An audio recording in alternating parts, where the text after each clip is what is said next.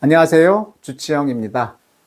이 자료와 영상은 작년 10월 달에 토마티스 행사에서 발표했던 것인데 잘 들리지 않는다고 해서 다시 찍게 되었습니다. 제 센터에 왔던 자폐 1급 중증 남학생입니다. 이 아이는 3살부터 14살까지 11년 동안 이런 치료를 받았습니다. 언어치료나 모바라 센터, 인지치료 ABA, 감각, 통합치료, 운동치료, 토마티스 4세션 했으니까 12번 정도 했다고 그러고 베라드 치료도 했습니다. 작년 5월 달에 찍은 동영상입니다.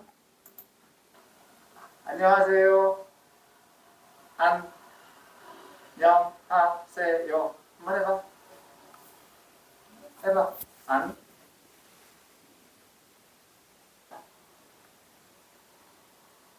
해봐.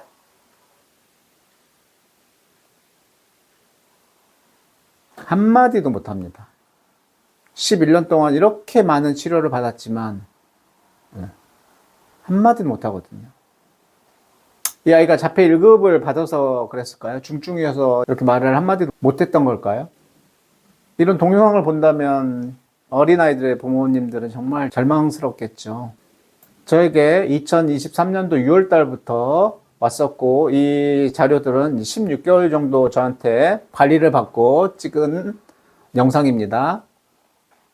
저한테 왔을 때 이제 기존에 받는 것들은 다 멈추게 했고, 첫 번째 탄수화물을 줄이고 지방 단백질을 조금 더 많이 먹는 식이요법으로 바꾸겠습니다. 그리고 여기에 사진을 보게 되면 근육이 거의 없죠. 오른쪽 어깨는 말려 있고, 목 형태를 보게 되면 거북목으로 등도 굽어 있겠죠. 그래서 걷고 뛰는 이 유산소 운동을 많이 시켰고, 특히 팔굽혀펴기하고 매달리기, 턱걸이, 스쿼트와 같은 근력 운동을 많이 하게 했습니다. 일주일에 2번씩 헬스장에 다니면서 PT를 받게 했습니다. 그리고 제가 몸을 좀 관리를 했는데 이렇게 근육이 거의 없고 관절이 뻣뻣한 상태에서 운동을 하게 되면 운동 효과가 별로 없거든요. 그리고 뒤에 동영상에서 말을 조금 하는데 11년 동안 말을 못했던 아이가 단기간에 토마티스에서 귀를 뚫어줬다고 해서 말이 훅 나오는 건 아닙니다. 입을 벌린 귀 근육들, 혀의 근육들, 입술에 있는 근육들, 성대에 있는 근육들, 그리고 숨을 쉬게 하는 이 늑강근에 있는 근육들과 행경막기에 있는 근육들을 다 이완을 시켰습니다. 그리고 토마티스 요법을 진행했는데 저는 오른쪽이 50%라는 이것 때문에 이 아이가 이렇게 11년 동안 치료를 받았는데도 말을 못했다고 생각합니다. 이거는 뒤쪽에서 설명을 하겠습니다. 그리고 5번째 동종요법을 진행했는데요. 저는 이 자폐라는 이 질병이 다 원인이 있다고 생각합니다. 단지 우리가 모를 뿐이지 이 원인에 대해서 자꾸 고민을 해가지고 마이아즘과 해독요법을 진행을 했습니다. 14일 정도 지난 후 찍은 동영상입니다. 5월 2일 날 톡수업 1회를 한 후에 찍었습니다. 안녕하세요. 안녕하세요.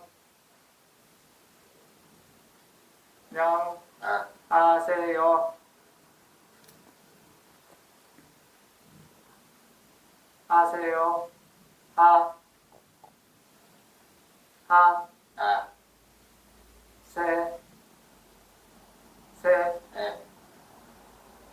요.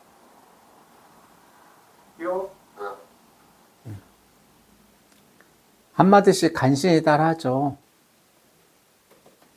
자, 이 동영상은 한 5개월 정도 지난 후에 찍은 동영상입니다. 톡수업 4회를 진행했고 5월달과 8월달과 9월달과 집중적으로 짧은 기간에 4회를 진행했고 중간중간 인피니트 헤드셋으로 듣기 훈련을 계속 시켰습니다. 한번 보시죠. 인사. 안녕하세요. 좋아. 시작.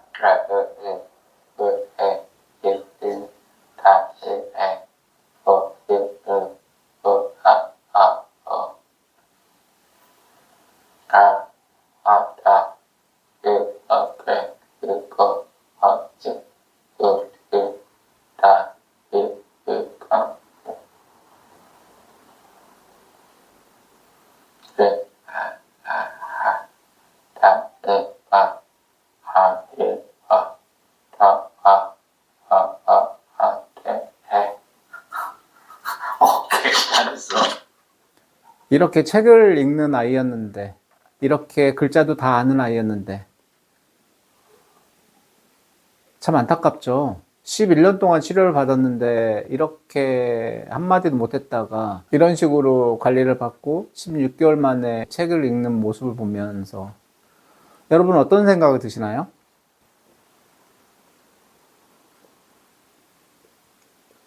이 아이는 2024년도 11월 달에 특수중학교에서 일반 중학교로 이제 전학을 가게 됩니다. 특수중학교에서 일반 중학교로 가는 경우는 정말 많이 드물죠. 그리고 지금은 말이 조금씩 더 늘어서 핑퐁 된다고 합니다. 이 아이가 어릴 때 이런 식으로 치료를 잘 받았고 오른쪽에 50% 이것만 해결해 줬어도 이 아이는 적어도 고기능까지 올라갈 수 있었고 더 운이 좋았으면 일반 아이처럼 지냈을지도 모릅니다. 사람은 대부분 귀가 두 개가 있습니다. 양쪽 귀가 기능이 양쪽이 100%, 뭐 똑같은 분도 있겠지만 한쪽 기능이 떨어지는 분들도 있을 겁니다. 어린아이 경우면 어릴 때 뭐 사경이라든지 사두증이라든지 그쪽에 중이염에 걸렸다든지 비염이 심해서 귀로 가는 압력들이 변화가 있었다든지 태어날 때 난산으로 인해서 두피의 긴장이라든지 두개골의 변이 때문에 귀로 가는 순환이 안 돼서 귀의 기능이 떨어질 수 있죠. 귀의 기능이 90% 떨어질 수도 있고 80% 떨어질 수 있고 운이 나쁘게 70%, 60%, 50%까지 떨어질 수도 있겠죠. 물론 그 밑에 쪽으로 떨어질 수도 있겠지만 제가 자폐아의 아이들 거의 한 300명 정도의 아이들을 검사해 본 결과 대부분 귀가 60에서 50%였습니다. 이 50%는 대부분 다 모발아였고요.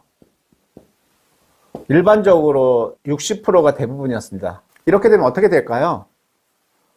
보통 소리가 어디서 나게 되면 그 소리가 한쪽 귀에 도착하는 시간과 한쪽 귀에 반대쪽 귀에 도착하는 시간의 차이가 나죠. 이 차이를 가지고 우리는 위치를 파악하게 됩니다. 그런데 이 차이를 한쪽 귀에서 기능이 50%까지 떨어져서 이 차이를 잘 감지를 못하면 위치를 잘 감지를 못하겠죠. 그러면 호명 반응에 문제가 생기게 됩니다. 불러도 대답이 없는 게 자폐이기 때문이 아니라 귀에서 한쪽 귀에서 소리를 잘 감지하지 못해서 그럴 수 있습니다. 그리고 또는 안녕하세요 라는 소리를 듣게 되면 이 한쪽에서는 안녕하세요 정상적으로 들리지만 이 기능이 떨어진 데서는 안녕하세요 이렇게 느리게 들릴 수도 있습니다. 그럼 어떻게 될까요? 이쪽에서 들어간 소리하고 이쪽에 들어간 소리와 속도들이 다르기 때문에 섞이겠죠. 섞이면 어떻게 될까요? 선명하게 듣지 못할 겁니다. 그러면 언어에 문제가 생기겠죠? 발음에 문제가 생기겠죠. 언어에 문제가 생기고 발음에 문제가 생기게 되면 엄마나 아빠나 그리고 또래들과의 소통이 안 되겠죠. 그러면 사회성은 만들어질 수 없습니다. 이 아이가 자폐로 진단을 받고 자폐아였기 때문에 호명 반응이 없고 언어에 문제가 생기고 발음에 문제가 생기고 사회성이 없었던 게 아니라 이 아이가 운이 나쁘게 한쪽 귀의 기능이 60%, 50%까지 떨어져 있어서 소리를 잘 감지 못하고 소리를 선명하게 듣지 못해서 이런 문제가 생긴 겁니다. 이 차이는 대단히 중요하거든요. 아까 그 중학생 아이처럼 오른쪽 귀가 50%밖에 되지 않았기 때문에 이 아이는 소리를 제대로 듣지 못했던 겁니다. 이 자폐 아이들은 농아처럼 소리를 아예 못 듣는 게 아니라 소리를 제대로 선명하게 못 듣고 우리가 말하는 500에서 4000Hz의 이 주파수대의 소리들을 많이 놓치고 있는 것 같습니다. 언어가 늘지 않기 때문에 자폐로 진행된다고 생각합니다. 그러면 어떻게 해야 될까요? 언어는 말하기와 듣기로 구성됩니다. 내가 말을 하게 되면 그 말을 상대방이 듣고 상대방이 그 들은 말을 통해서 다시 나한테 말을 하고 내가 말하고 듣고 계속 반복되는 거거든요. 근데 현재 언어치료는 다 대부분 말하기 연습을 시키는 거죠. 입모양을 만들고 소리를 계속 반복하게 합니다. 저는 이 말하기 연습도 되게 중요하지만 이 듣기 연습이 훨씬 더 중요하다고 생각합니다. 이 아이가 제대로 듣고 있나?